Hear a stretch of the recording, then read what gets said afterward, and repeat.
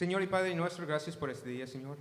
Gracias por permitirnos estar aquí congregados juntos, los que están juntos, Señor, físicamente, y los que están conectados por el internet. Gracias, Señor, por las redes sociales que han permitido a nuestros hermanos mantener la conexión con nosotros, aunque están en sus casas. Señor, te pido que nos prepares por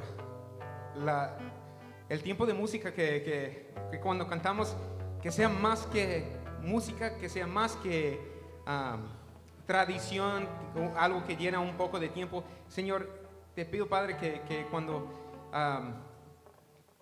cantamos, cuando levantamos nuestras voces, que aceptas nuestra música como un sacrificio agradable a ti, Señor, como adoración, como alabanza.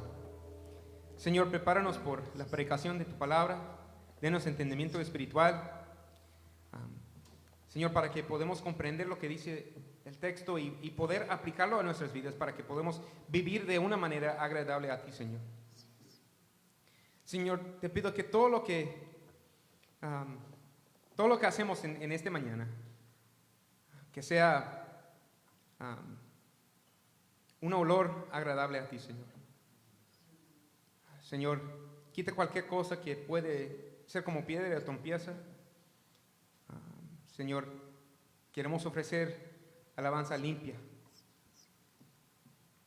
por motivo de agradecimiento por el sacrificio que hizo Jesús en nuestro lugar, que dio su vida, su sangre fue derramada para el perdón de nuestros pecados. Y gracias, Padre, por la vida que tenemos en Cristo Jesús. Te amamos, te alabamos, te lo pedimos en el nombre de nuestro Señor y Salvador Jesucristo. Amén. Vamos a cantar juntos, hermanos.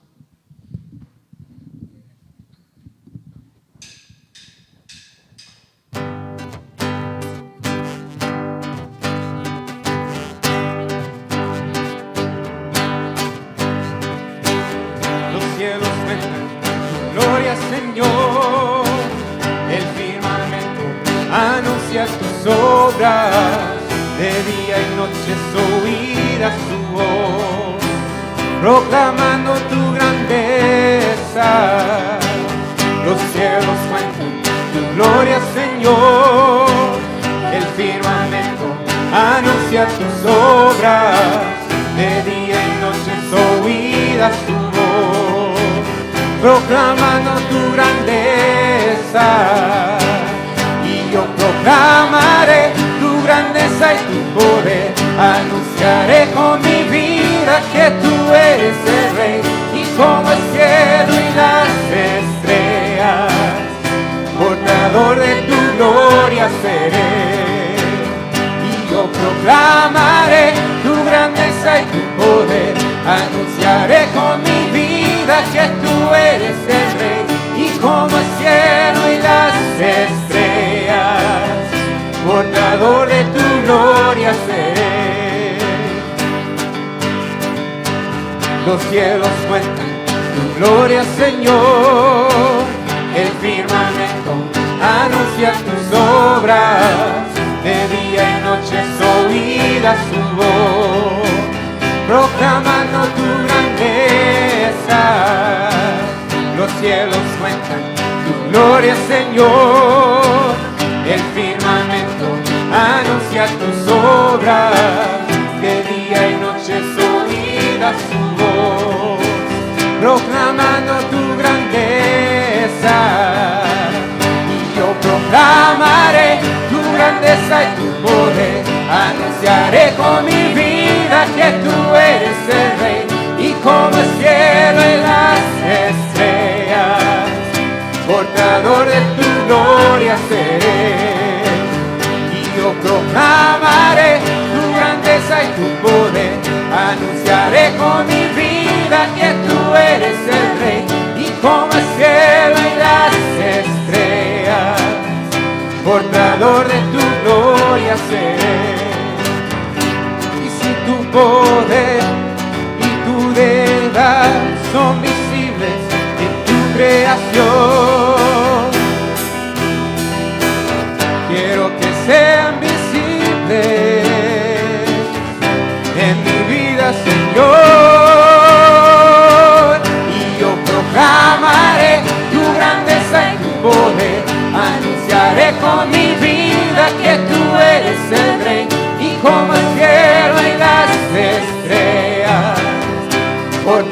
portador de tu gloria seré. Y yo proclamaré tu grandeza y tu poder, anunciaré con mi vida que tú eres el Rey, y como el cielo y las estrellas, portador de tu gloria seré. Y yo proclamaré tu grandeza y tu poder, anunciaré con mi vida que tú eres el Rey, y como el cielo y las estrellas, portador de tu gloria seré. La última vez, una vez más. Y yo proclamaré tu grandeza y tu poder, anunciaré con mi vida que tú eres el Rey, y como el cielo y las estrellas, portador de tu gloria seré.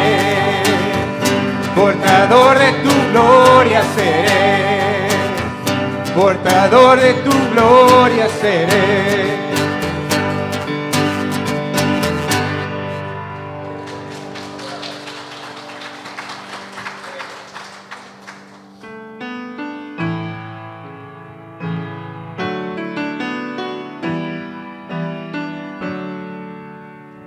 Solo en Jesús confiado estoy, Él es mi fuerza y canción, la roca ser, piedra angular, firme en angustia y tempestad, cuán alto amor, profunda paz, el calma el alma en ansiedad, consolador en todo el ser, solo en su amor firme estaré. Solo en Jesús, quien se encarnó, la plenitud de Dios llevó, su don de amor y rectitud, su propio pueblo rechazó, cuando en la cruz por mi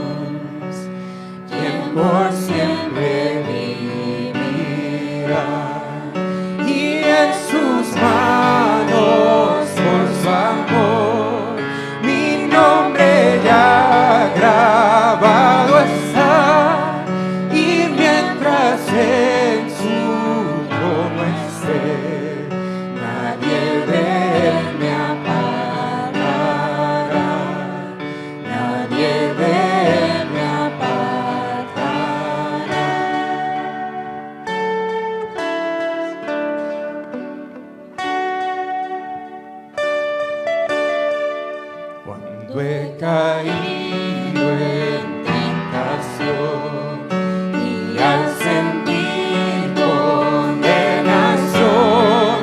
al ver al cielo encontraré el inocente quien murió y por su muerte el Salvador ya mi pecado perdonó, pues Dios el justo aceptó su sacrificio hecho por mí, su sacrificio hecho por mí. Aquí el Cordero Redentor, quien al morir resucitó, el inmutable gran yo soy, el Rey de gloria y majestad. unido a él no moriré, pues con su sangre me compró, mi vida escondida está En Cristo Dios mi Salvador, en Cristo Dios mi Salvador. unido a él no moriré, pues con su sangre me compró, mi vida escondida está En Cristo Dios mi Salvador, en Cristo Dios mi Salvador, en Cristo Dios mi Salvador.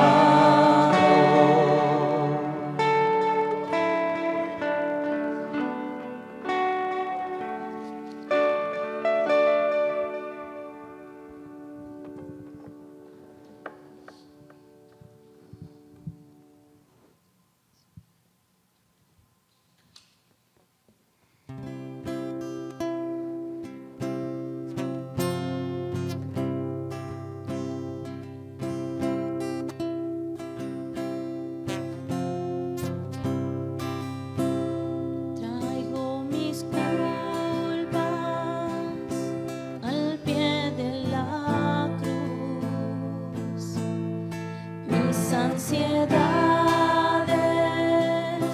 sobre ti, Jesús,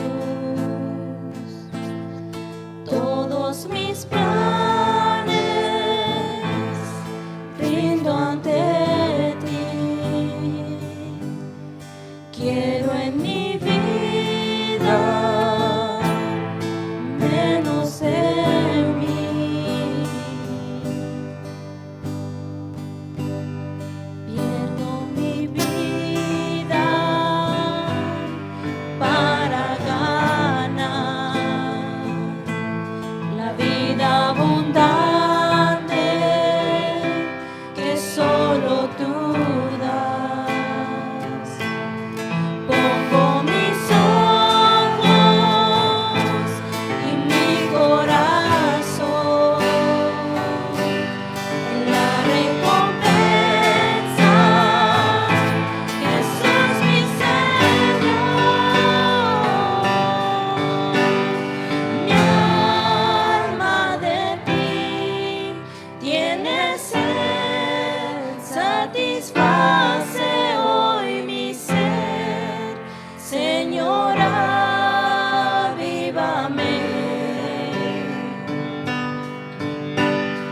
Tu gran amor conocí, ya no vivo para mí, yo me rindo a ti. Llena mi mente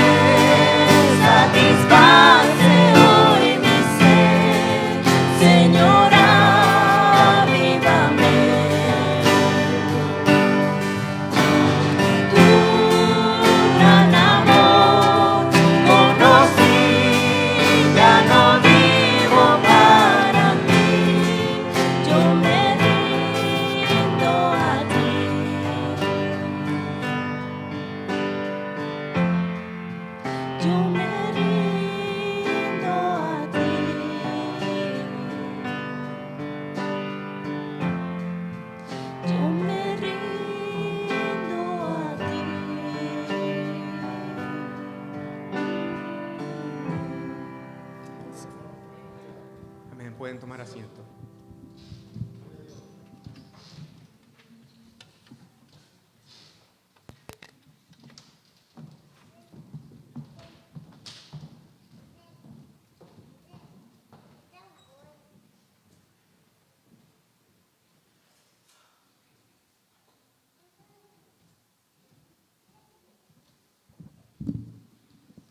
Buenos días a todos. Antes de empezar, vamos a poner este tiempo en la presencia del Señor, que sea Él el que obra en nuestras vidas, que a través de lo que Él ha hecho, de lo que nos ha mostrado, por su misericordia nosotros venimos delante de Él. Así que, Señor, te damos gloria y honra y alabanza, porque tú eres el Dios todopoderoso, el que ha creado los cielos y la tierra, el que del polvo de la tierra hizo al hombre y puso en él espíritu de vida.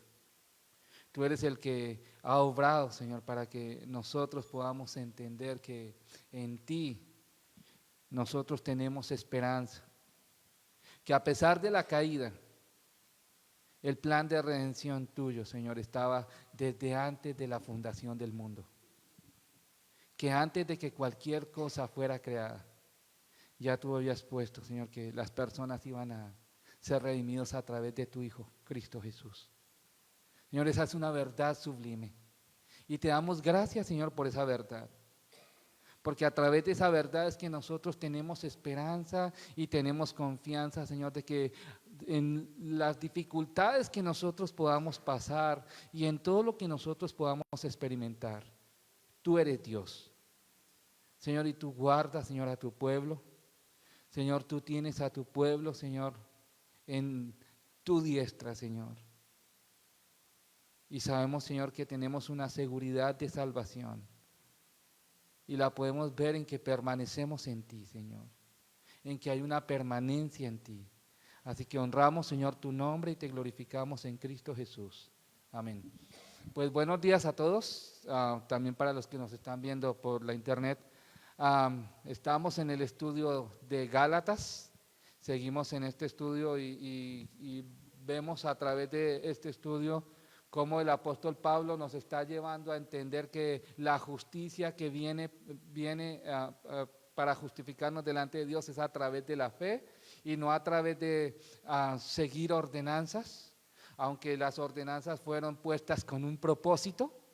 Así que no debemos de verlo a un lado, pero tenemos que ver esa conexión también. Esas ordenanzas se establecieron con un propósito y eso es lo que vamos a ver hoy. Hoy vamos a ver esto, Gálatas capítulo 3, versos 19 al 22. Hubiera querido avanzar más, pero con lo que vamos a hablar en este día creo que va a ser suficiente y es donde nosotros debemos ver cómo nosotros entendemos la ley y cómo nosotros entendemos la gracia. Así que si les pido que me acompañen a Gálatas capítulo 3, versos 19 al 22 y por reverencia a la palabra pues se pueden poner de pie, por favor.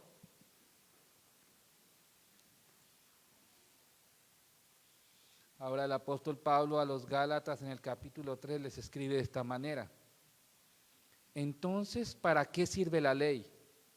Fue añadida a causa de las transgresiones hasta que viniese la simiente a quien fue hecha la promesa. Y fue ordenada por medio de ángeles en manos de un mediador. Y el mediador no es de uno solo, pero Dios es uno. Luego, ¿la ley es contraria a las promesas de Dios? En ninguna manera. Porque si la ley dada pudiera vivificar, la justicia fuera verdaderamente por la ley. Mas la Escritura lo encerró todo bajo pecado, para que la promesa que es por la fe en Jesucristo fuese dada a los creyentes. Pueden sentarse. En estos versos del 19 al 22, Pablo utiliza un método de discurso que nosotros muchas veces no lo entendemos muy bien. Ahora, el método de discurso que Pablo está utilizando aquí, esto era un método que utilizaban los judíos, especialmente los judíos cultos que tenían una cierta enseñanza dentro de las escrituras, así que no solamente aprendían las escrituras, sino que también aprendían el modo de discutir técnicamente sobre las escrituras. Así que este sistema es conocido como una diatriba o la diatriba. ¿Y de qué se trata la diatriba? Se trata de emplear un discurso con preguntas y respuestas, en las que el que está exponiendo, escribiendo el discurso, se imaginaba que en ese momento había una persona enfrente de él. Ahora, cuando la persona estaba enfrente de él, él se imaginaba las preguntas que esa persona le podía hacer, así que de esa manera es que nosotros estamos viendo en esta porción dos preguntas que él está haciendo. Ahora, es muy diferente este estilo a la retórica. Ahora, ¿por qué es diferente? Porque la pregunta retórica lanza una pregunta sin esperar de vuelta una respuesta. Pues la respuesta está implícita en la pregunta misma. Vamos, como un ejemplo de esto sería, ¿cuántas veces tengo que decirte que te vayas? Ahora, ¿cuál es la respuesta? ¿O qué le está diciendo? ¡Vete! Ahora, no necesita la respuesta porque ya en la misma pregunta ya le está diciendo. Pero en este caso, Pablo explica la verdadera función de la ley de Dios en relación con su promesa, y vemos en el texto que él formula dos preguntas.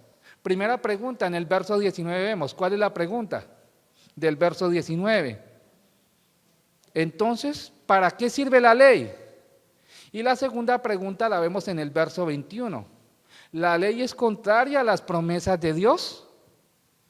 Pues eso es lo que vamos a ver cómo el apóstol Pablo responde a esas dos preguntas. Ahora, la primera pregunta, ¿para qué sirve la ley? Antes de llevarlos a todo un contexto, me gustaría que entendiéramos algo. Dice, recordando que Pablo está desarrollando una serie de argumentos a favor de la justificación que viene a través de la fe, en oposición a los judaizantes que enseñaban que la justificación venía por cumplir ¿qué? Los 613 requisitos que demandaba la ley. Así que por un lado tenemos a Pablo que está diciendo la justificación viene a través de ¿qué? De la fe, y por otro lado teníamos a otro grupo de personas que decían no, la justificación viene por cumplir los requisitos que dice la ley. Ahora, aquí es donde vamos a ver cómo es que Pablo va a desarrollar esta idea. Por eso Pablo se adelanta y formula esta pregunta, como si alguien dijera, si la justificación delante de Dios viene a través de creer, entonces, ¿para qué fue dada la ley? Ahora, si tú dices que la justificación es solamente por creer, ¿para qué se nos dio la ley? ¿Es una pregunta válida? Claro, es una pregunta válida para las personas de ese tiempo como para nosotros. Ahora, si nosotros empezamos a ver lo que implica la ley o si lo vemos de una manera general, ¿para qué son las leyes? ¿Para qué fueron establecidas las leyes de los gobiernos? ¿Para qué fueron establecidas las leyes en los deportes? ¿Para qué fueron establecidas las leyes aún dentro de la educación? Fueron establecidas con un propósito. En los gobiernos fueron establecidas ¿para qué? Para que haya un orden, ¿cierto? Ahora, en los deportes, ¿para qué fueron establecidas las leyes? Sobre todo, bueno, yo no sé, los deportes, yo puedo conectarme un poquito mejor con el fútbol, el soccer, o tal vez el baloncesto. Ahora, saben que dentro del fútbol y del baloncesto tiene una delineación. Ahora, si no hubiera delineación, ¿qué pasaría? No habría juego. No habría el juego. Ahora, ¿qué sucede si dentro de la delineación el balón sale por un momentico de la línea que está delineando la cancha? Y entonces sale, pero el jugador sigue adelante y hace la jugada más magistral de toda la historia. Aunque haya sido la jugada magistral, la que se haya quedado grabada para el resto de la historia, esa jugada es inválida. ¿Por qué? Porque hay una ley que dice que si el balón sale, el balón tiene que parar. Ahora, exactamente eso es lo que nosotros vamos a ver con la ley. La ley fue puesta con un propósito, ¿ven? Así que en Gálatas 3, en los versos 19 al 22, vemos que el apóstol explica el verdadero propósito de la ley y muestra 3 debilidades en contraste con la promesa hecha a Abraham. Al señalar Pablo muestra de nuevo que la bendición de Dios se recibe por fe en la promesa y no por qué, por buenas obras hechas por la ley. Ahora, la primera debilidad o inferioridad que muestra Pablo es que la ley fue temporal. ¿Tienen sus Biblias? Claro que sí, pero también está en la pantalla. Ahora, ¿qué es lo que nos dice el verso 19? Aparte de la pregunta nos está diciendo, entonces, ¿para qué sirve la ley? ¿Cuál es la respuesta que dice Pablo? ¿Fue qué? Añadida a causa de qué. Así que si no hubieran habido transgresiones, ¿qué hubiera pasado? No hubiera necesario o no hubiera sido necesario que se hubiera establecido una ley. Ahora, aquí estamos viendo que hay algo que añadido. ¿Qué significa la palabra añadir? Agregar. Ahora, fue agregada con un propósito. El propósito, antes de todo, me gustaría que me acompañen a Deuteronomio un momento, por favor.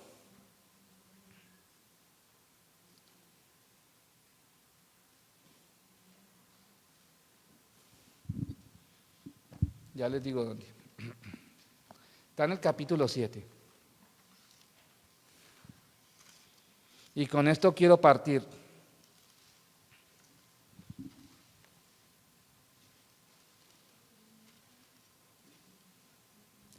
Están todos en Deuteronomio, vayan al verso 6 en adelante.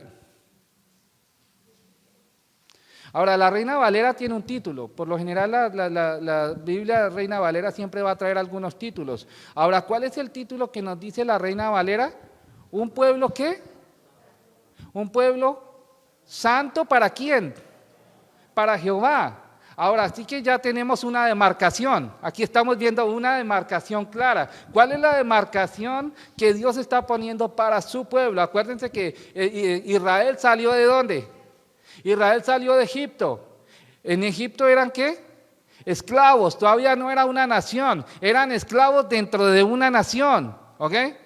En Israel, ¿qué sucedió? Perdón, en Egipto lo que sucedió es que Israel se fue agrandando a tanto que el faraón tuvo miedo que el pueblo israelita se uniera a las demás naciones para quitarles el poder. Entonces lo mejor que él hizo fue esclavizarlos y los llevó a un yugo tal que ellos estaban esclavizados a tal punto que ellos tuvieron que clamar ¿a quién?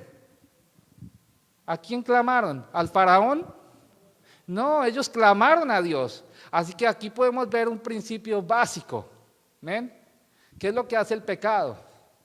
El pecado nos lleva a tal yugo que la única manera en que nosotros podemos ser libres es cuando clamamos a Dios. Ahora, eso fue lo que sucedió. Entonces, Dios sacó a su pueblo ¿de dónde? De Egipto, lo llevó a través del desierto y en el desierto les dijo esto. Deuteronomio capítulo 7, verso 6 dice, porque tú eres ¿qué? Santo para Jehová. Tu Dios. Jehová tu Dios te escogió ¿de qué? ¿Para qué? Para hacerle un pueblo especial. Ahora, ¿quién es el que escoge? ¿Las personas escogen a Dios? ¿El pueblo quiso escoger a Dios? No. Noten lo que está diciendo. Jehová tu Dios te escogió ¿para qué? Para hacerle un pueblo. ¿Un pueblo qué? Especial. Ahora, especial significa diferente. Especial significa que ahora este pueblo va a ser diferente a las demás naciones. Especial significa que ahora este pueblo va a pensar de una manera diferente y va a vivir de una manera diferente. Especial significa que este pueblo no se va a contaminar con los otros pueblos. Eso es lo que significa especial. Ahora, lo mismo que significa especial en el Antiguo Testamento es lo mismo que significa especial hoy en día para la iglesia. No cambia. ¿Ven? Porque el decreto de Dios no ha cambiado. El decreto de Dios es inmutable, no va a cambiar. Entonces, lo que significó especial para Dios en ese momento es exactamente lo que está explicando para nuestros días. ¿Cómo es la iglesia? ¿O cómo debe ser la iglesia?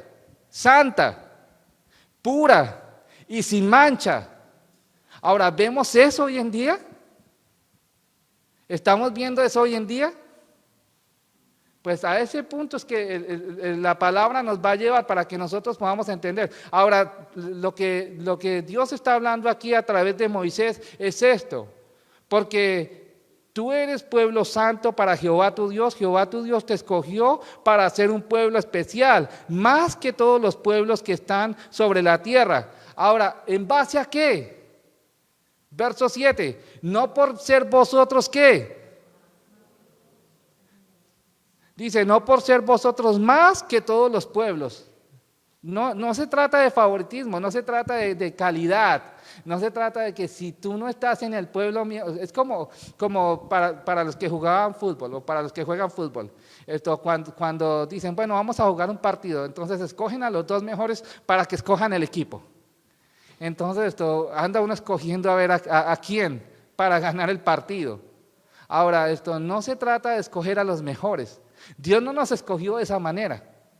Por el contrario, Dios te está diciendo lo contrario, no porque ustedes eran los mejores, no porque ustedes hicieron las cosas bien, no porque sin ustedes la tierra deja de existir, no, Él le está diciendo, no por ser vosotros más que todos los pueblos os ha querido Jehová y os ha escogido, pues vosotros eras ¿qué?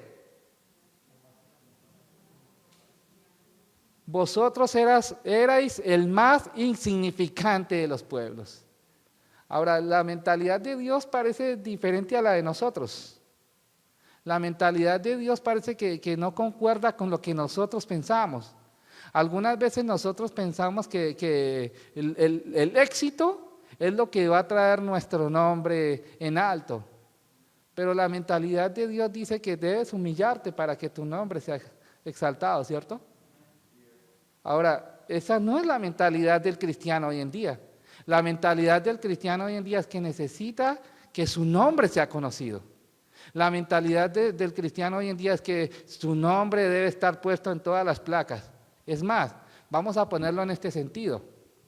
La persona en esta congregación pensaría que es miembro de la congregación porque ha puesto 5 ladrillos de la congregación. Y porque puso 5 ladrillos de la congregación, dice la congregación es mía. Pues no es de esa manera. La congregación no es de nadie, la congregación es del Señor. Incluso este edificio puede caer al piso y la congregación sigue siendo del Señor. Ahora, no pensemos que este edificio es algo que nosotros lo tenemos seguro, ¿no? Nosotros no tenemos nada seguro. Lo único que sí tenemos seguro es la muerte y presentarnos delante del Señor. Eso sí, ponlo delante del Señor, es una firma, es una firma. El Señor está afirmando eso. Un día nos vamos a presentar delante de Él. Así que cuando nosotros estamos hablando acerca del pueblo escogido, del pueblo que Dios ha llamado, esa es la razón de por qué Dios puso esos límites. Él está poniendo esos límites y lo puso a un pueblo que salió ¿de dónde? De la esclavitud, porque ahora va a ser una nación diferente. Esa nación diferente necesitaba ¿qué? Reglas para que se pudieran mostrar como ¿qué? Como un pueblo escogido de Dios. Ahora, en cierto sentido, ese sería el resumen de por qué fue necesaria la ley en ese momento. Ahora, ¿qué sucedió? Que para el tiempo de Pablo, las personas que habían creído pensaban que la única forma para tener una buena relación con Dios es que tenían que cumplir esos 613 requisitos para acercarse a Dios. Ahora, ¿cuántos requisitos se necesitan para acercarse a Dios? Uno, creer. Ahora, el problema no es creer, el problema es en qué creemos. El problema hoy en día es que si yo les digo a ustedes, y vamos a hacer un ejemplo, ¿cuántos creen en Cristo Jesús? Ninguno levantó la mano. Ahora, ¿cuántos creen en Cristo Jesús? Ahora, ¿qué saben de Cristo Jesús? ¿Podrían en un papel escribir más de 1000 palabras acerca de Jesús? Para nosotros diríamos, no, eso no es nada, para un cristiano. ¿Podríamos realmente hablar de Jesús? ¿Podríamos hablar de Jesús como hablamos de nuestro trabajo? ¿Podríamos realmente hablar de lo que Jesús es en mi vida y de la pasión que yo tengo por Jesús de la misma manera que yo le explico a la gente cómo todos me obedecen? ¿Es ese Jesús que nosotros creemos? ¿Es en ese Jesús que realmente nosotros estamos poniendo nuestra fe? Porque si solamente conocemos, Jesús es Jesús, murió hace 2000 años, él murió por mí. ¿Es ese realmente el Jesús en el cual nosotros estamos poniendo nuestra confianza? Pues ahí es donde la palabra nos está llevando. Así que no se trata de que nosotros seamos mejores. No se trata de que yo sea la mejor persona en todo el mundo, que soy la más inteligente, que si yo no estoy aquí en este lugar, entonces los demás se van a perder. No, no se trata de eso. Perdónenme los de la alabanza, pero es que me gusta tocar ahí. No se trata de que yo toque el mejor instrumento, porque si yo no toco el instrumento, puedo tocar 3 o 4 instrumentos, pero si yo no estoy ahí, entonces la alabanza no va a funcionar. No, no se trata de eso. ¿De qué se trata entonces? El domingo pasado hablamos acerca del amor a Dios. No se trata de obligar a los jóvenes ¿a qué? A ir a la iglesia. Se trata de enseñarlos a amar a Dios. Y porque los jóvenes y los adultos y los niños aman a Dios, van a hacer las cosas ¿qué? Voluntariamente. Ahora, ese es el sentido. Ahora, estamos viendo todo el contexto de lo que Moisés nos está diciendo. Así que verso 8 dice, sino por cuanto Jehová os amó y quiso ¿qué? Guardar su juramento que juró a vuestros padres, os ha sacado Jehová con mano poderosa y os ha rescatado de servidumbre de la mano de Faraón, rey de Egipto. Conoce pues que Jehová tu Dios ¿es qué? Es Dios fiel, que guarda el pacto y la misericordia. ¿A quiénes? ¿A quiénes? A los que le aman. Ahora, ¿cuántos aman a Dios? Ahora, yo sé que a ustedes no les gustan las preguntas que yo les hago, pero ¿cuántos aman a Dios? Ahora, a mí me gusta utilizar el estilo de Pablo de la diatriba por eso, porque a ver si a través de las preguntas puedo traerlos a conciencia. A ver si a través de las preguntas puedo llevarlos a que ustedes entiendan que el Dios al cual nosotros adoramos es diferente al Dios que nosotros pensamos que adoramos. El Dios de las Escrituras no es el Dios que nosotros pensamos. Porque cuando nos alineamos con lo que dice la Escritura, mucho de nuestro fundamento tiene que caer.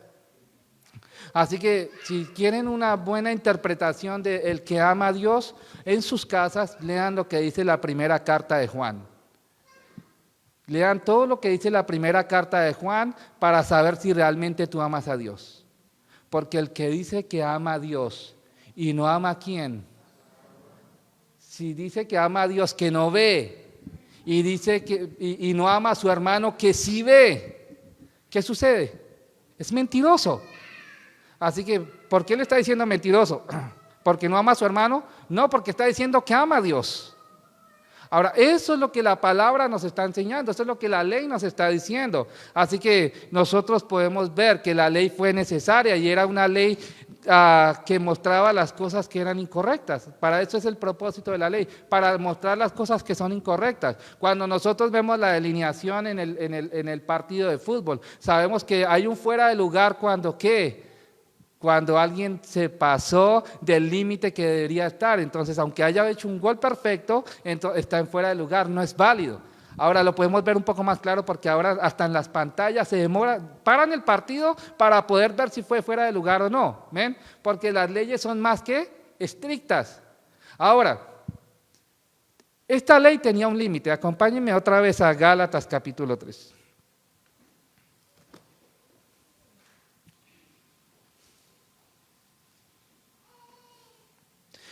¿Qué nos dice la palabra? ¿Qué era el límite o cuál es el límite? Verso 19. Entonces, ¿para qué sirve la ley? Fue añadida ¿a qué? A causa de las transgresiones. Ahora ya podemos entender lo que son las transgresiones. Son faltas. Las transgresiones son todo lo que deshonra ¿a quién? A Dios. Esas son las transgresiones. Entonces, nos está diciendo que tenía un límite. El haber establecido, el haber añadido la ley tenía un límite. ¿Cuál es el límite? Nos dice el verso 19. Dice, entonces, ¿para qué sirve la ley? Fue añadida a causa de las transgresiones. ¿Hasta cuándo? Hasta que viniese ¿quién? La simiente a quien fue hecha ¿qué? La promesa. Yo pensé que Dios me había hecho las promesas a mí. Yo pensé que Dios no puede juzgar a nadie. Yo pensé que Dios no emite juicio. Bueno, lo que estamos viendo es que Dios sí hizo la promesa a su simiente. Así que Dios puede emitir juicio en todo momento. Lo vimos en Génesis capítulo 6. Vimos cómo Dios emitió juicio. ¿Vio cómo vio Dios la maldad en el mundo, que era ¿qué? ¿Poca? No, mucha. Vimos cómo Dios determinó que iba a erradicar esa maldad. Pero ¿qué sucedió? Dios cumplió con su promesa. Él guardó la descendencia por donde la simiente iba a venir. Así que Noé halló gracia delante de Dios, no porque fuera mejor, no porque fuera perfecto, no porque fuera la única persona en el mundo. No, por pura gracia. Noé halló gracia delante de Dios. Así que Noé fue justo porque Dios lo hizo justo. No hay otra verdad. Nosotros somos justos, no por nosotros mismos, porque somos justificados en Cristo Jesús. Así que cuando leemos la palabra debemos entender que Dios puede emitir juicio en todo momento. Ahora, si no lean Job, ¿para qué Dios utiliza la lluvia? Algunas veces por misericordia, otras ¿por qué? Por causa de la tierra, y otras veces porque Él va a emitir juicio. Así que el tornado que vino a no sé qué tantas millas por hora no fue porque quiso, es porque Dios determinó que fuera a esa velocidad. Eso es juicio. Es Dios obrando dentro de la humanidad, es Dios mostrándole a su creación que el cielo gobierna. Es Dios mostrándole a cada persona que Él es el que tiene control de todas las cosas. Así que Él puede emitir juicio cuando Él quiera. ¿Por qué? Porque es Dios. Y no hay nadie quien pueda decir lo contrario. Ese es nuestro Dios. Así que cuando estamos viendo que había una debilidad en la ley, la debilidad es que fue añadida y que tenía un límite. ¿Cuál es el límite? Hasta que vino Cristo. Ahora, podríamos decir que es igual a las reglas que ustedes ponen en su hogar para proteger la integridad de su familia, ¿cierto? Vamos a llevarlo no a todos los hogares, sino a los hogares cristianos. ¿Cuántos son padres aquí? Aquí pueden levantar la mano con confianza. ¿Cuántos son padres? Ahora, dentro de su casa, y eso lo vamos a ver la próxima semana en cuanto a la adopción, dentro de su casa, ¿quiénes son los que ponen las reglas? ¿Los hijos o los padres? ¿Quiénes? ¿Quiénes? Porque pareciera que fueran los hijos. Diríamos, no, en mi casa no. Ahora, ¿pero quiénes son los que ponen las reglas? Bueno, decimos los padres, pero por lo general nos estamos dando cuenta que los hijos toman las decisiones y parece que ellos son los que realmente llevaran las riendas del hogar. Ahora, ¿cómo sabemos? Como padres tenemos una obligación delante del Señor. ¿Cuál es la obligación delante del Señor? Que sus hijos conozcan a Cristo. Antes de cualquier otra cosa, la obligación es que sus hijos conozcan a Cristo. Y mientras ellos están en su casa, ellos son esclavos. El niño y el esclavo en nada se diferencian. Es claro. O lo vemos a través de la Escritura. Porque se supone que vamos a hablar a través de la Escritura. ¿Ven? Ahora, cuando ustedes establecen las leyes, eso no quiere decir que sus hijos sean cristianos. No, ustedes establecen las leyes para que en su casa, que tiene una formación cristiana y un fundamento cristiano, no se vea, no se vea incumplida la ley que hay en su hogar. Esto, si ustedes dicen, porque nosotros somos cristianos, aquí no se toma. Porque nosotros somos cristianos, aquí no se hacen fiestas. O no sé, todas las leyes que ustedes pueden poner, porque somos cristianos, aquí se llega temprano. ¿Okay? Esas leyes no van a hacer que sus hijos sean cristianos. O porque somos cristianos, aquí todos vamos a la iglesia. Se supone que eso hace un padre. Se supone que hace un padre eso cuando sus hijos están bajo su cuidado. Se supone que eso debería ser la norma, ¿cierto? Ahora, ¿cuándo ese hijo se puede liberar de ese yugo de sus padres? ¿Cuándo? Aquí es donde no nos gusta. Cuando se va de la casa, cuando empieza a pagar sus biles, ese muchacho empieza ¿a qué? A liberarse de ese yugo y entonces ahora dice, ahora sí yo puedo vivir mi vida. ¿Ok?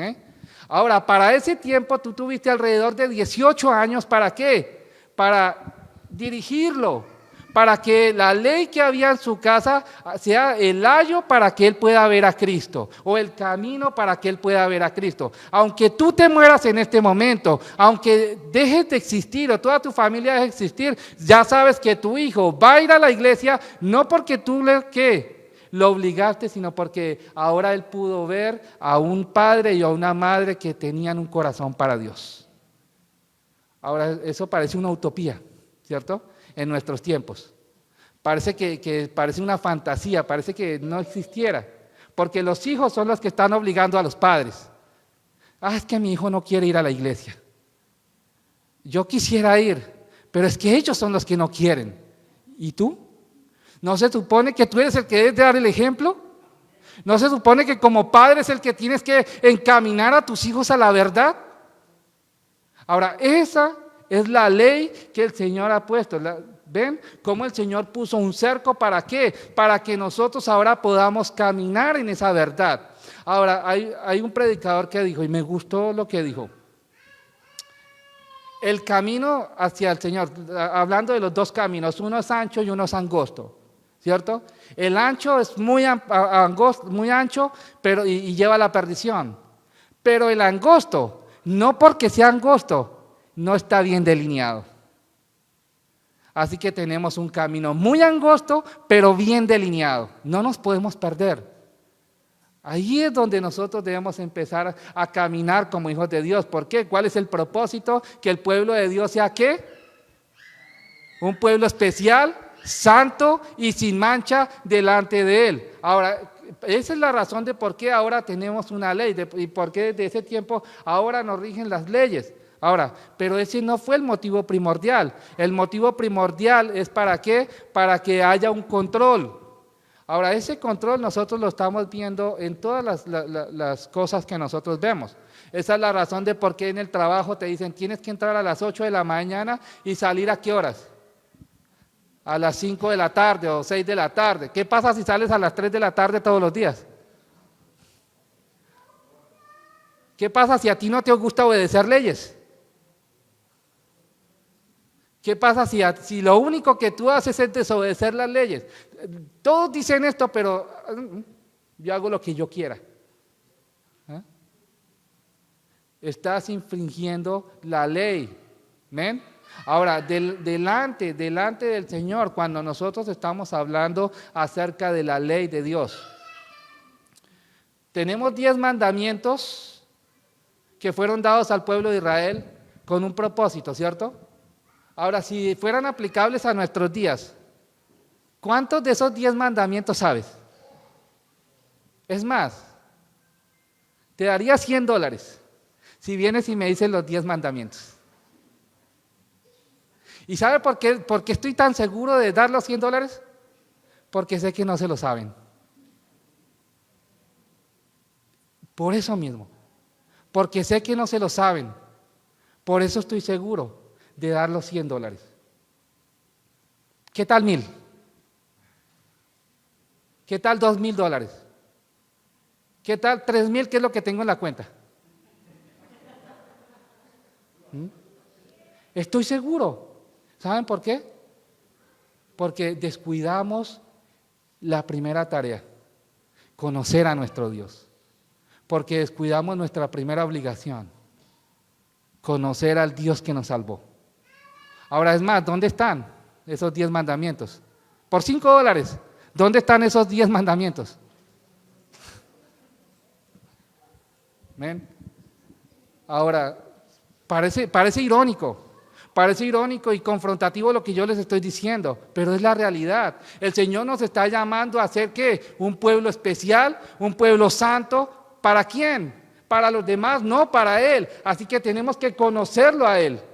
Tenemos que estar seguros del Dios que nosotros adoramos. Como hijos de Dios tenemos que saber por qué venimos domingo tras domingo, nos sentamos en estas bancas y decimos amén. Esa es la razón de por qué nosotros somos hijos de Dios. Debemos estar tan seguros de esto, que no importa si un día saliera una ley donde dicen las iglesias no se pueden reunir más. Yo puedo estar seguro que la ley fue dada para los criminales, no para los hijos de Dios. Y yo me voy a seguir reuniendo porque mi deseo es glorificar a Dios. Ahí es donde nosotros debemos entender. ¿A quién debemos adorar? ¿A César o a Dios? Pues la ley fue dada con ese propósito, así que tenía una finalidad hasta que viniera Cristo.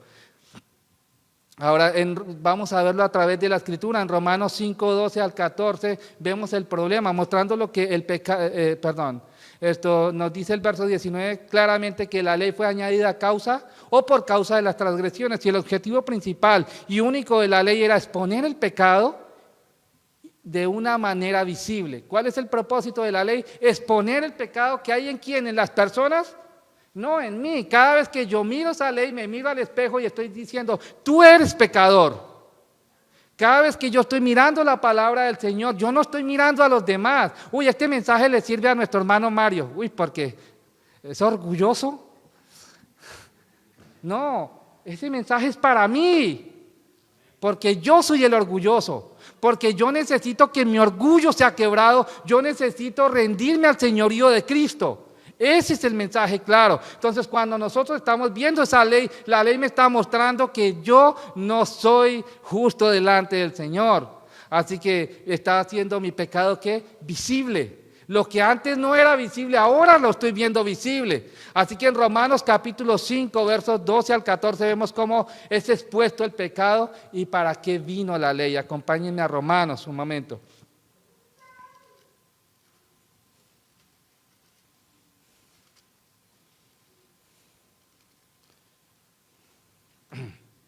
Romanos capítulo 12 tiene el título Adán y Cristo, ¿cierto? Capítulo 5, verso 12. Ahora noten que está hablando de ¿qué? De la palabra que no se puede nombrar, ¿cierto? De la palabra que no nos gusta que se nombre. Por tanto, como el ¿qué? El pecado entró en el mundo por un hombre y por el pecado que entró. ¿Cuál es el resultado de que entró el pecado? La muerte. Así que así la muerte pasó ¿a quién?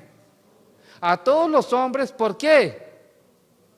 Por cuanto todos pecaron. Ahora, ¿qué sigue diciendo? Pues antes de qué? ¿De cuál ley? De la que hemos estado viniendo hablando, de la ley que Dios estableció para su pueblo. Antes de que viniera la ley, de que Dios hubiera establecido la ley, ¿qué sucedía? Había pecado. Siempre ha habido pecado. Esa es la condición del ser humano. Desde Adán hasta Moisés había pecado. Ahora, ¿cuál era el problema? Que no había ley. Ahora, ¿qué sucedió? Nos está diciendo, pues antes de la ley había pecado en el mundo, pero donde no hay ley, no se inculpa de pecado.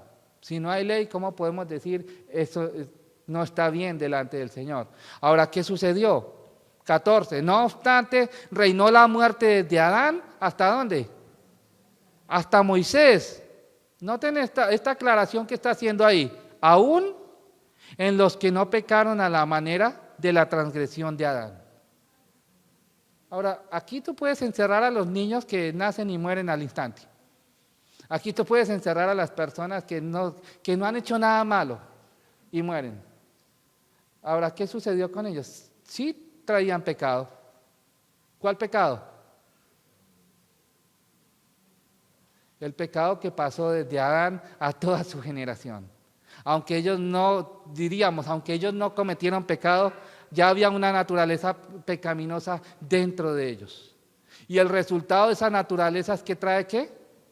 Muerte. Esa es la razón de por qué todas las personas mueren. Déjame te hago que te diría, te voy a profesar algo. Profetizar. Tú vas a morir. Yo estoy seguro que tú vas a morir. No sé cuándo, pero tú vas a morir. Así que eso debe estar consciente, debe estar presente en nuestras vidas. Nosotros vamos a morir. No importa qué tanto nos cuidemos, no importa qué tanto vayamos al gimnasio, no importa qué tan kosher podamos comer, no importa qué tan orgánico nosotros nos cuidemos, un día vamos a morir. ¿Ok? Esa es la realidad. La realidad es que porque el pecado entró en el mundo, ¿qué sucedió? Por haber entrado el pecado en el mundo también entró la muerte. ¿Ven? Ahora, eso es la evidencia más clara de que somos pecadores. Esa es la evidencia más clara de que el pecado está en nuestras vidas. ¿Ven? Entonces, cuando nosotros estamos viendo lo que nos está diciendo Pablo en Romanos, nos está dando la claridad de por qué el pecado tiene control sobre nuestras vidas. Ahora, en Romanos 3:20 vemos que Pablo dice que por la ley es el conocimiento del pecado. Ahora podemos entender que, ¿qué hizo Pablo? Nos está diciendo, ahora por la ley, ahora nosotros conocemos que sí somos pecadores, ¿cierto? Aunque algunas veces se nos juzgue. Pero, ¿qué sucede? Va a haber un día en el cual sí vamos a ser juzgados. No se trata de que nosotros cometemos muchos pecados y como nadie se dio cuenta, no se trata de que va a salir una luz cada vez que yo cometo algún pecado y entonces hay como una sirena ven como cuando usted va a un restaurante y abre la puerta que no debe abrir y empieza a sonar la alarma. No se trata de que, cometí un pecado y empieza a sonar una alarma, no. Se trata de que todo eso, si nosotros no nos rendimos al señorío de Cristo, eso va a contar en nuestras vidas. Todo eso, si nosotros no nos rendimos, aunque estemos sentados en esta iglesia, me gusta mucho y honestamente me gusta mucho la predicación de Jonathan Edwards, pecadores en manos de un Dios enojado. Y la razón de que por qué me gusta tanto es porque se lo está predicando a la iglesia. No se lo está predicando a los de afuera, se lo está predicando a los de adentro. Y los está llevando a entender que no porque se vengan a sentar en esas sillas están viviendo una vida cristiana delante del Señor o una vida centrada en el Señor. No, la razón es porque debemos estar conscientes de la gravedad del pecado, de lo que el pecado hace en nuestras vidas. Entonces, cuando nosotros estamos viendo todo lo que el pecado hace en nuestras vidas, estamos viendo lo que ella misma hace. Ahora, la segunda debilidad que nos muestra es que la ley fue dada a través de mediadores. Y lo vemos en los versos 19 al 20. Si me acompañan a Gálatas. De nuevo, versos 19 al 20 dice, así que dice, fue añadida a causa de las transgresiones hasta que viniese la simiente a quien fue hecha la promesa y fue ordenada por medio de ¿qué? De ángeles en manos de un mediador y el mediador no lo es de uno solo, pero Dios es uno. Ahora este es uno de los pasajes más complicados de la Escritura. Ahora, y la razón es porque hay varias interpretaciones. Cuando nosotros llegamos a este pasaje, llegamos con esa incertidumbre y algunas veces nos quedamos como insatisfechos. No sé, como cuando ustedes han comido y como que todavía falta algo, como que el estómago no está todavía como satisfecho y decíamos, queremos más, pero no sé qué es. Pues de esta manera nosotros vemos este pasaje, así que vemos que si vamos detenidamente al pasaje, vamos a ver dos cosas importantes.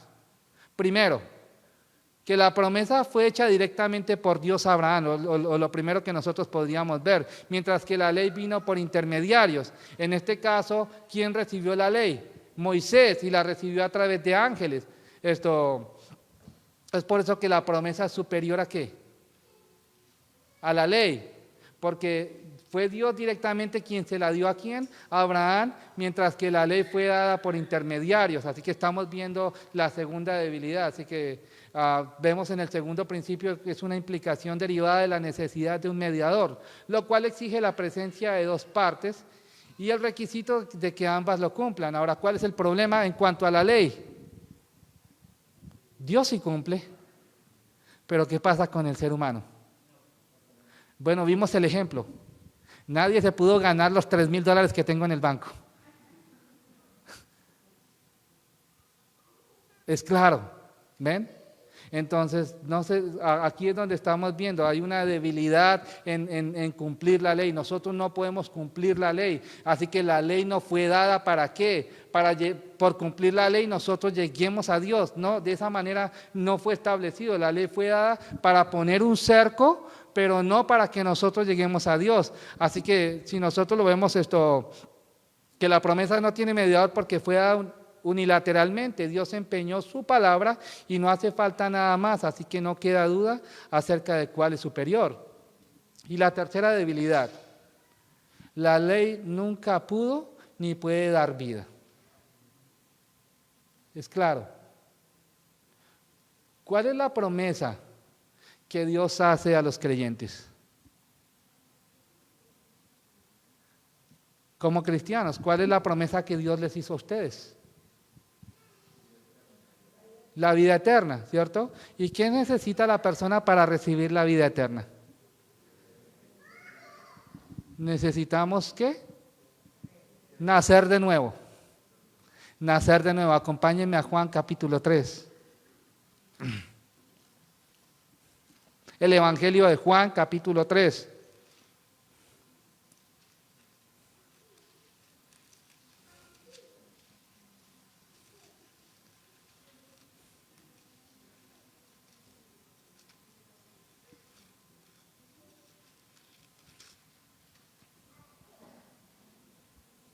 Todos conocen el diálogo que hay entre Jesús y Nicodemo, ¿cierto? Hay un diálogo de que Jesús está hablando con Nicodemo y empieza en el verso 1 y termina ¿dónde?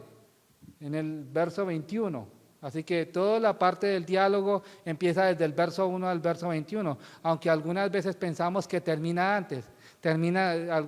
Tomamos el verso de Juan 3:16 como si fuera un versículo solo, como que estuviera con una barrera y nada lo toca. Entonces, no, todo el diálogo está desde el verso 1 ¿hasta cuándo? Hasta el verso 21. En todo ese diálogo, lo que Jesús le está diciendo a Nicodemo es, necesitas nacer de nuevo. Necesitas entender que la única manera en la cual tú vas a poder entrar al reino de los cielos es mirando ¿a quién? A Cristo Jesús. No hay otra forma. No hay otra forma de que tú puedas ir a la presencia de Dios. Noten lo que dice los primeros versículos. Verso 3, respondiendo Jesús le dijo, de cierto te digo, que el que no naciere ¿de qué? De nuevo, ¿qué no puede hacer? No puede ver.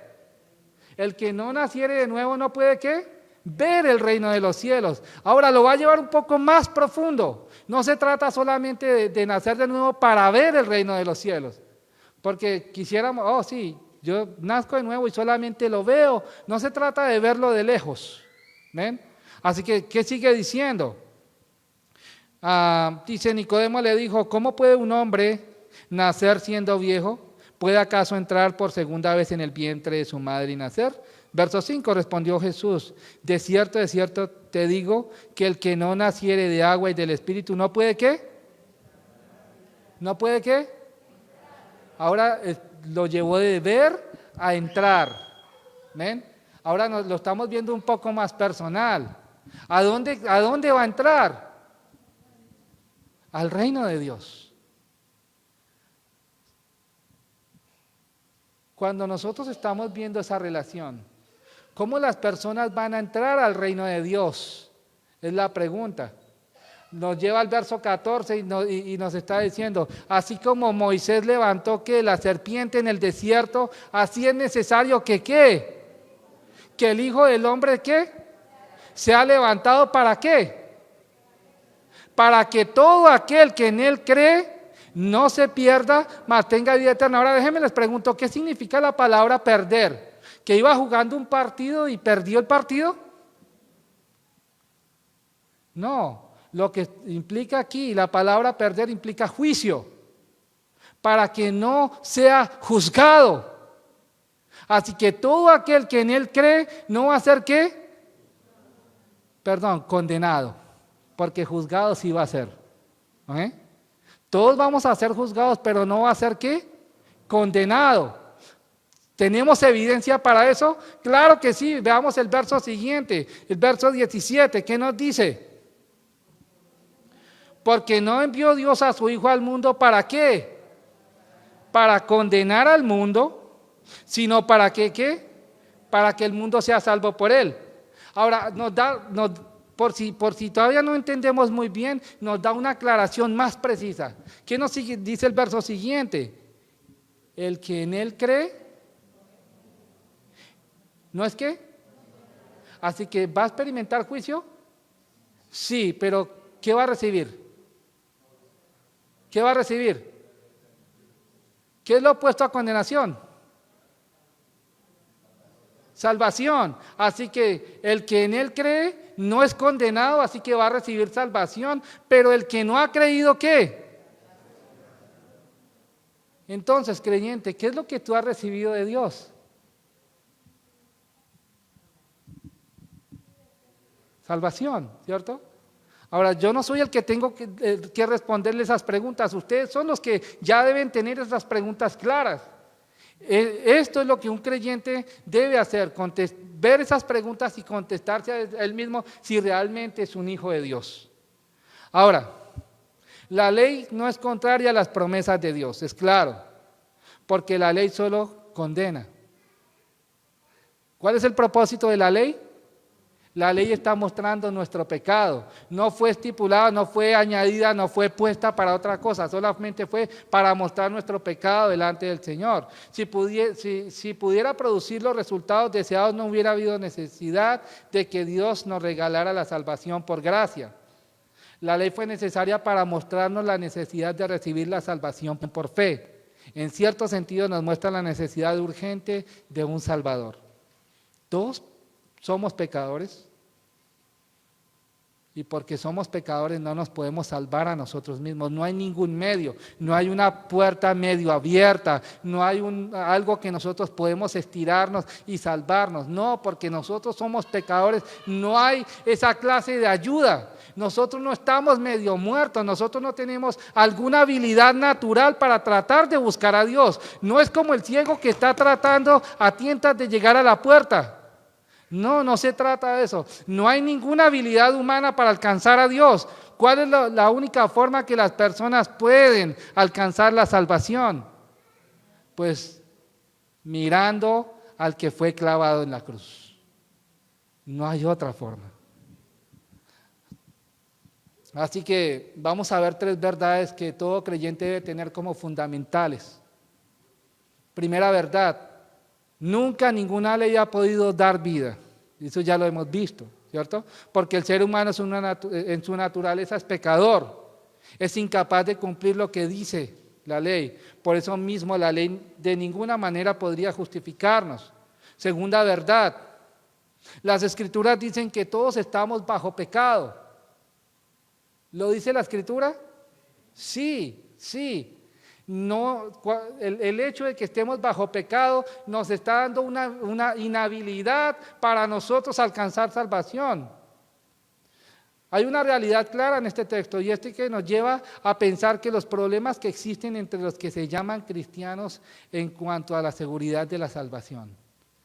Ustedes entienden de esta doctrina muy bien, ¿cierto? La seguridad de la salvación. ¿Por qué ustedes entienden que son salvos? ¿Por qué entendemos que somos salvos? Esto es nivel 101. ¿Por qué creemos que somos salvos? Ahora, creemos que somos salvos porque nosotros creímos en la obra redentora de Cristo en la cruz. Es cierto. Pero creer en la obra redentora de Cristo en la cruz implica que ahora estamos en un marco donde este pueblo puro, santo, ¿y qué? Y sin mancha de él vive para agradar ¿a quién? ¿A quién? A Dios mismo, no a nosotros. Así que cada vez que nosotros queremos mostrar nuestros derechos, cada vez que nosotros queremos mostrarnos a nosotros, no estamos viviendo bajo ese cerco, sino que ¿qué? Estamos viviendo bajo otro tipo que nosotros pensamos que es salvación y no es salvación en Cristo. Así que todos estamos bajo pecado, es una seguridad.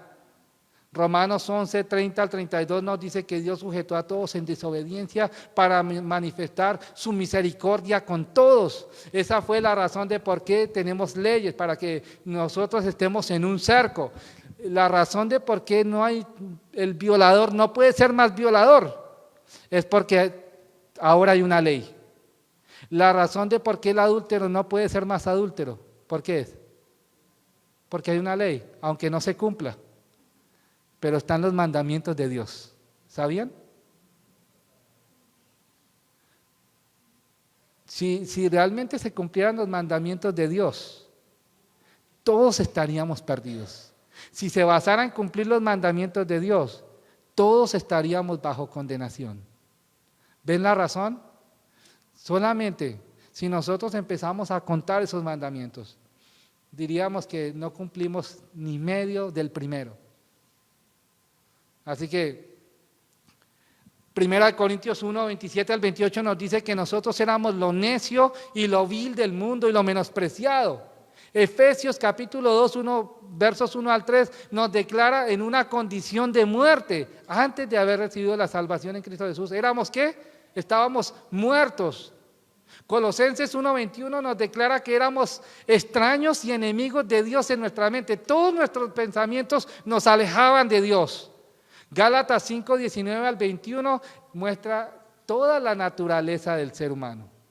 Y si aún tú no entiendes toda la naturaleza del ser humano, tú puedes ir a Gálatas capítulo 5, 19 al 21 y nos dice que las obras de la carne son, y va a dar una lista, ¿ven? Isaías 64, 6, declarando, él dice, si bien todos nosotros somos como suciedad y todas nuestras justicias o todo lo que nosotros hacemos como trapos de inmundicia, caímos todos nosotros como la hoja y nuestras maldades nos llevaron como el viento. Ahora, ¿saben lo que significan los trapos de inmundicia? Tal vez eso no nos da como el peso que nosotros deberíamos dar.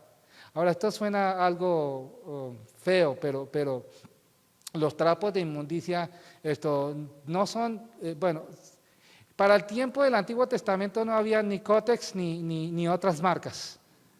Entonces las mujeres tenían que utilizar toallas para el tiempo en que ellas tienen el periodo. Ahora, esos trapos, si tú los levantas así, ¿qué te produce? ¿Te limpiarías la cara con ellos? Pues de esa manera nos debe producir asco, y eso es lo que al Señor le produce asco, nuestras obras delante de Él.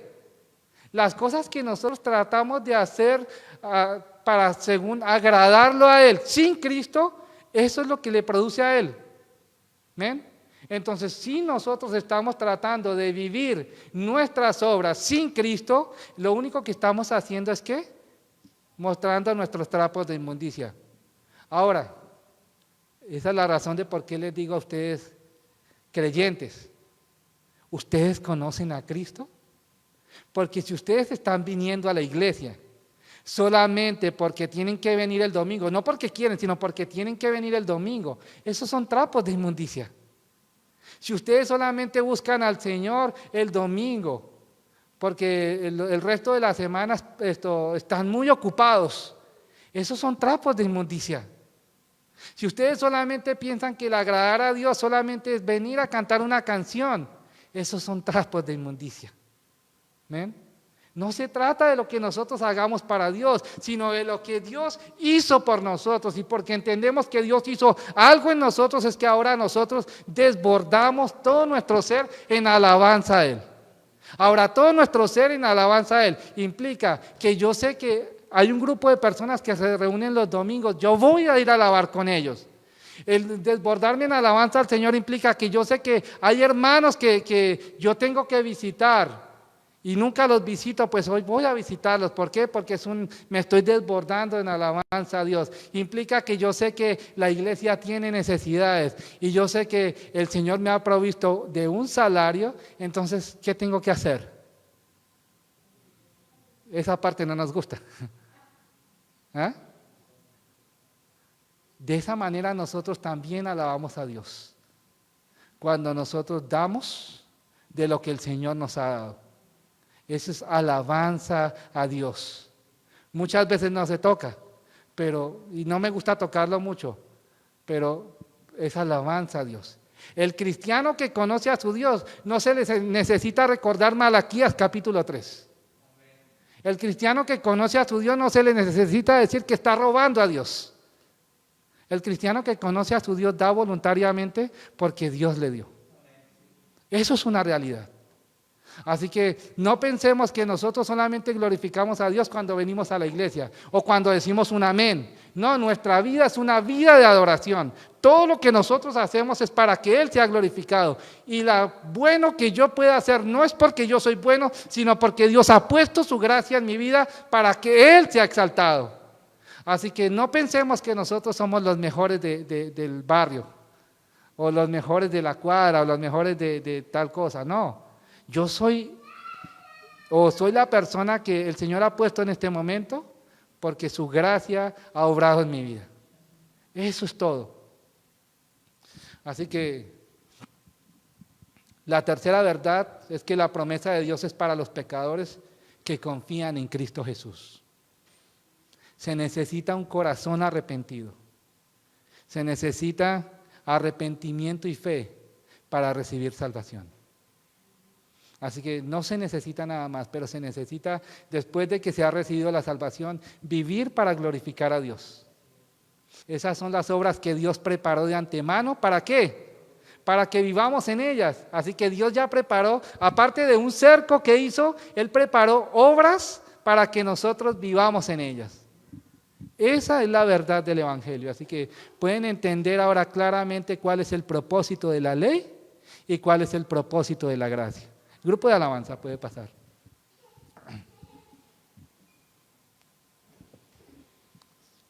Señor, en este momento nosotros ponemos, Señor, nuestras vidas delante de ti, Señor. Sabemos, Señor, que si somos honestos delante de ti, nosotros no obramos como deberíamos obrar. Sabemos que si somos honestos, nos hace falta mucho, Señor, para mostrar, Señor, lo que hay en nuestras vidas. Señor, sabemos que si somos honestos, lo único valor que nosotros tenemos, de valor que tenemos en este momento, es tu gracia y tu misericordia. Porque aún la casa, el carro, los bienes, todo lo que nosotros tengamos es pasajero.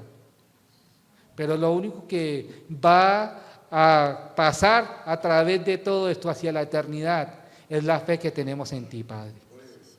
Así que te pedimos que nos afiances, Señor, en la fe, que nosotros podamos estar seguros que tú estás en control de todo. Y pensando en este tiempo de elecciones, Señor, pensamos algunas veces que uno es mejor que el otro, cuando deberíamos pensar que tú eres el que estás en control de todo, que el cielo gobierna. Y así como dice tu palabra, que así como el repartimiento de las aguas, así está el corazón del rey en tu mano, que tú lo inclinas hacia donde tú quieres. Podemos entender que tú, Señor, pondrás a la persona que este país necesita, ya sea para caída o para que se levante. Pero como iglesia nosotros debemos estar seguros que tú nos tienes, Señor, para hacer la luz en el mundo y para hacer la sal. Y mientras nosotros no entendamos que eres tú el que estás haciendo la obra, nosotros vamos a estar chocando con la pared constantemente. Así que te pedimos, Señor, que nos des dirección, que ninguno va a obrar para nuestro beneficio. El único que obra para nuestro beneficio eres tú. El apóstol Pablo, inspirado por el Espíritu Santo, dijo que cada cual busca lo suyo propio y no lo que es de Cristo Jesús. Así que de esta manera nosotros podemos entender que no importa el gobernante que quede, tú sigues en tu trono y tú estás sentado, Señor, en el lugar de honor. Y a ti, Señor, te damos la gloria y el honor en Cristo Jesús.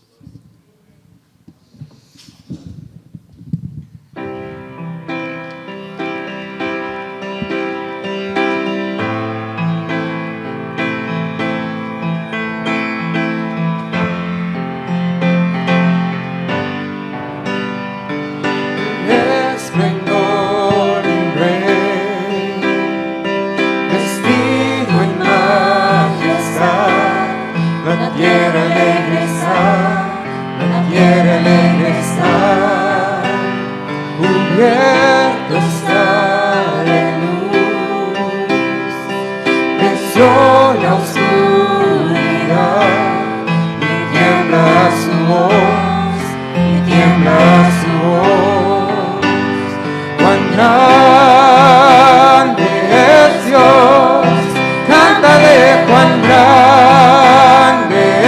Dios y todos lo verán. Cuán grande es Dios. And age to age He stands, and time is in His hands. Beginning and the end, beginning and the end. The God and three in one.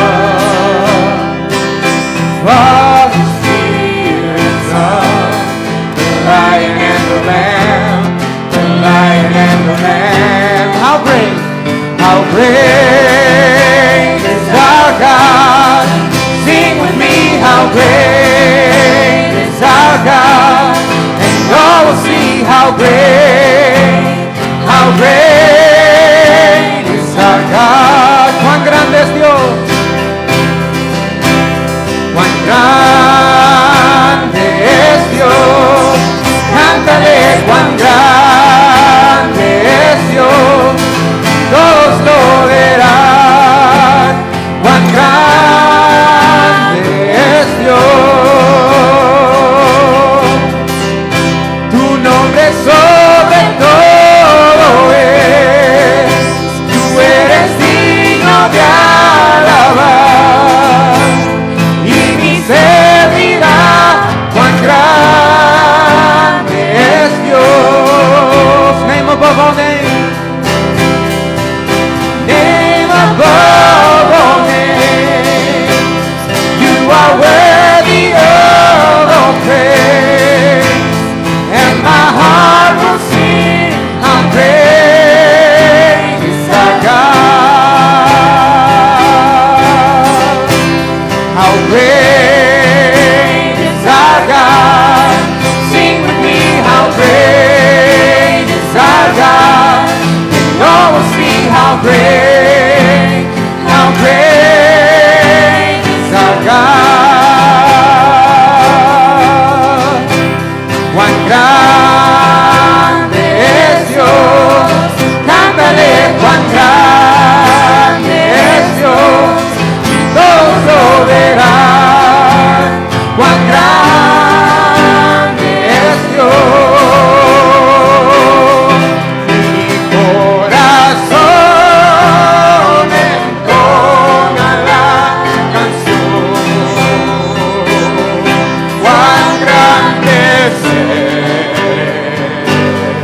Cuán grande es Él. Mi corazón entona la canción. Cuán grande es Él. Cuán grande es Él. Mi corazón. Mi corazón entona la canción. Cuán grande es Él. Cuán grande es Él. Mi corazón entona la canción. Cuán grande es Él. Cuán grande es Él. Amén.